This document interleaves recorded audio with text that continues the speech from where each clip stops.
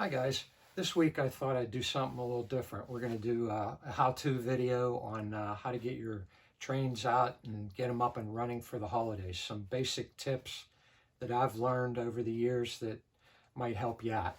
Let's get started. Well, first thing, we got to get some of the trains out. This was an old TV cabinet. My father-in-law built it. Yeah, he took the TV tube out. It was an old console, put in shelving, and then, he put in the plexiglass sliding doors. And I'll tell you, it really keeps the dust out. So all my Christmas stuff is in here, and it works. Next thing, we'll come over to the workbench. I've worked on a lot of antique cars over here and, modern cars, whatever. But today we're going to work on trains. So you need something a little cleaner. So, this is good. Also, you need a little more room. So this workspace here, you can double your space. Yeah, I took an old cutout from a kitchen sink. It's a 3/4 inch,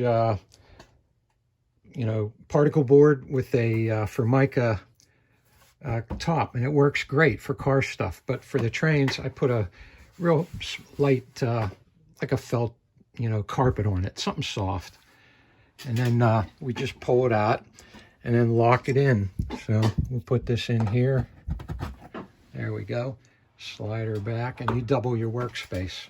Also, if you want to sit on a stool, you got room for your knees and stuff. It's easy to build. It's just two heavy duty, I think they're 24-inch drawer pulls from Home Depot. Cost you like 25 bucks. And, 3/4 or 1 inch board. And, yeah, it's a great little workspace. Here's a view underneath, the hinges, pretty easy to do. It's been up for about 5 years and, it works. Okay, yeah, a lot of you model train guys are also into antique cars. So I have an old car. If that's something you're interested in, leave me a comment down below. Okay, let's get to it. All right, the first thing you do when you get your trains out, you get a brush and you just sort of gently brush the dust off, top, bottom, whatever, and get that all out of the way. And then, then what I like to do is just tighten these screws. Just gently, anything that moves, you want to tighten them up, because just don't overdo it, because they will come loose on you. Ask me how I know. I had a clip here instead of a screw on another engine. The clip came off and pony wheels came out shorted, and wasn't pretty. So also you want to check your rollers, make sure they spin freely. And then I use this stuff, I got it from Train World. It's called Easy Lube Conductive Lube. It's actually an oil that will conduct electricity, and you just put 1 drop on each axle. That's all you need. You don't want to overdo it. And it'll help with the flickering lights in your passenger cars. It actually works. It's pretty good. Keeps them rolling free, and they don't flicker so much. Then you want to put a drop on your axles, 1 drop on each axle right in here. And then on the drivers, just like a real train, you want to put a drop on each pivot point, and don't miss them. There's a lot of them, go around. Also, this is a good time to check your linkages. Make sure they're not bent. Sometimes people squeeze them, and so you want to make sure they're, at the proper angle. And then on your rollers, you want to put a drop right here in each pocket for your rollers. Do that, the front too. And then I like to take a little bit of alcohol and just clean the wheels, get that gunk off. Little isopropyl alcohol. Let's see if I can get in there. There we go. And just clean off that black oil grease grime. And then keep the alcohol away from your traction tires. They could swell up if you do that. So, and then make sure they're good and tight, And then you can also clean the points here under the axles to get the gunk off where the contact points are. Everything helps. So do all that, and then check everything, make sure it all looks good, everything's tight. And then same thing on your coal car here. This has a fan driven unit. This is an early Polar Express. This is probably from 2005, and I'll tell you what, I've never had any trouble with this engine. It's got the old school whistle, fan driven whistle in the tender. It just runs, you know, there's not a whole lot of electronics in it, probably just the E unit, you know, but yeah, it just runs like on and on and on. It's sat in the attic for like 10 years. Yeah, and then lube these guys too, you know, the rollers. But and then there's one other engine here I wanted to talk about. This is it's basically the same. It's a Berkshire. This is the Christmas light train. So you would do the same thing on this, lube all your points, clean it. The only problem I had with this, in like the first year, these wires under here, see if I can turn it so you can see, right there. These wires are for the sound. So if the engine runs fine, but you have no sound, no chugging or talking or whatever, these like to break. These wires from Lionel are very thin. So I took peeled this back right here, and then got a pencil soldering iron and resoldered new heavier wires. Gave it a little, they were just too tight, and they broke like in the first year. So that's a quick, easy fix. But if you're not good at soldering, you know, you might want to leave that to a professional. But you know, they can be repaired. So then the only other thing I wanted to say is on these drivers, take a small, some of the engines will come with the wrench built in with the kit, but just take a small pair of pliers or a nut driver if you have it, and just snug these up. They're small, so you don't have to do much. I had one of these come loose, and it came around, and it jammed up the linkage. It fried the circuit board and put a dead spot in the motor. So check these at least once a year, your driver bolts. Bad things happen. Ask me how I know. So, but yeah, that's about it. So let's go run some trains. One last thing I wanted to say. I'm not a professional train repairer. I just fix what I've found on mine. I'm just sharing with you guys.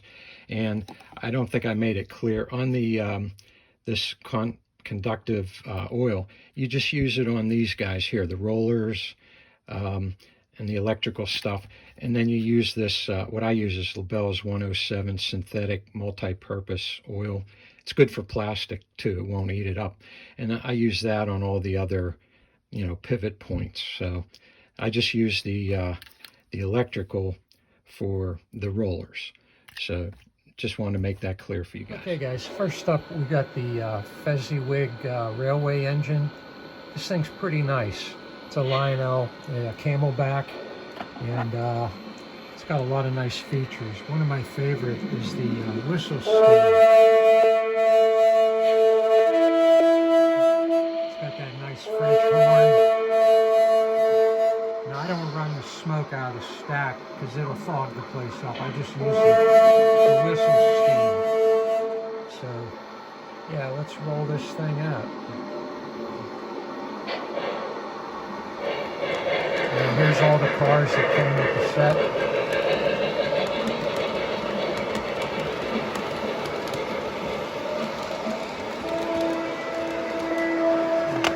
And I'm just using the universal remote. You can run 3 different trains with this. Yeah, it works great. All right, next up we got the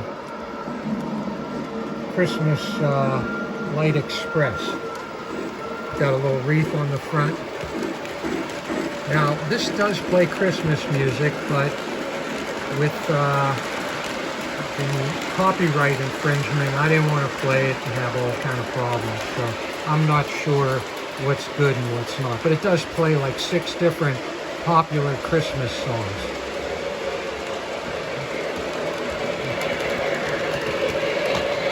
Okay, and then up top you got the Polar Express.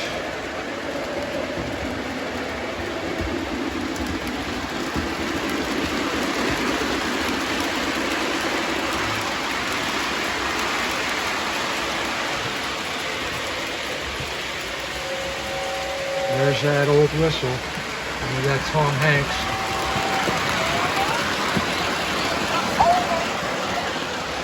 I hope that picked it up on camera.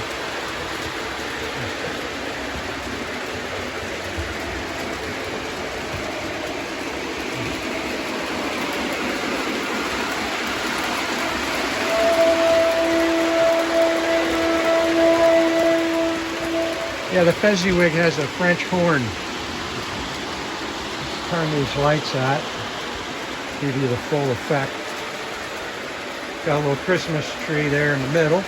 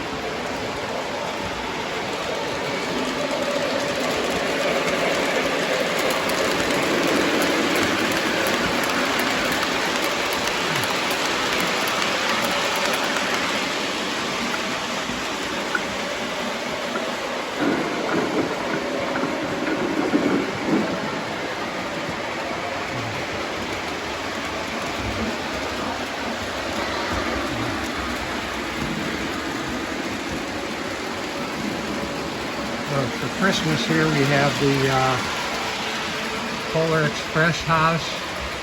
There's the conductor and the hero boy.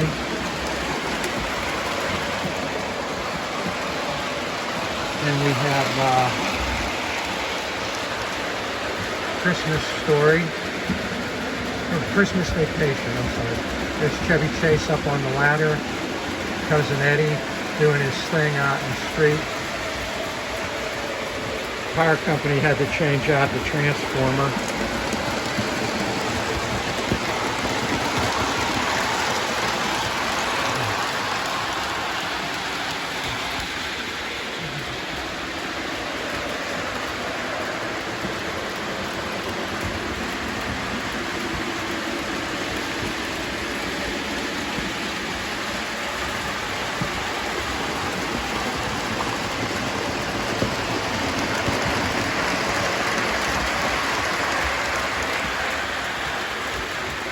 Well, they got the power back up.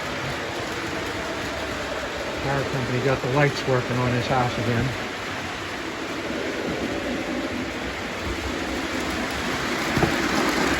Then wait till this train goes by. We got the Christmas Story house with the leg lamp in the window.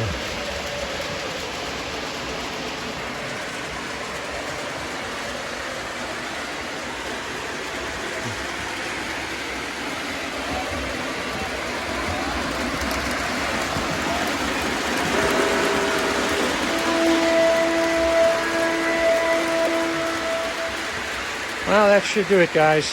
Thanks for watching. See you next time.